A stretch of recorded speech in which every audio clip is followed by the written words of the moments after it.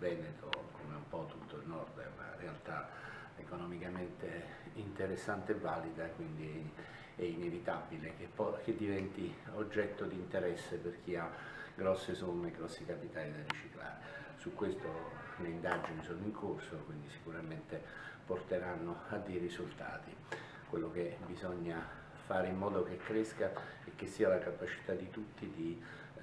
accorgersi dei segnali e di individuare quello che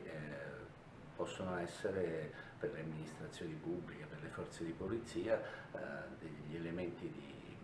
di attenzione e quindi sui quali poi ovviamente concentrarsi. Ormai la Polizia Locale ha acquisito un ruolo da molti anni non solo nella gestione della sicurezza sul territorio, quindi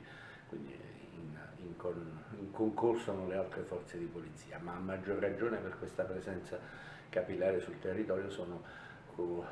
diventano uno di quegli sensori importanti ai quali facevo riferimento prima, la capacità di individuare situazioni anomale o situazioni che potrebbero dare adito è proprio di chi, vivendo tutti i giorni sul territorio, conosce le realtà commerciali, imprenditoriali, il rischio per esempio di usura, di estorsione. Sono tutti ovviamente segnali che solo chi è vicino agli operatori poi ha la possibilità di recepire, e quindi il ruolo che possono svolgere è fondamentale, diciamo, proprio per questa loro capillarità sul territorio. Quello che riguarda l'attività delle forze di polizia e della magistratura di questa provincia mi pare che sia assolutamente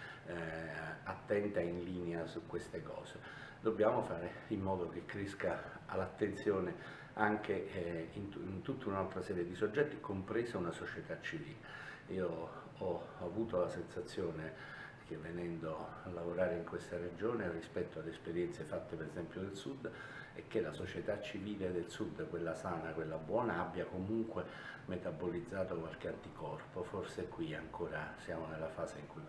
deve crescere questa capacità di reagire.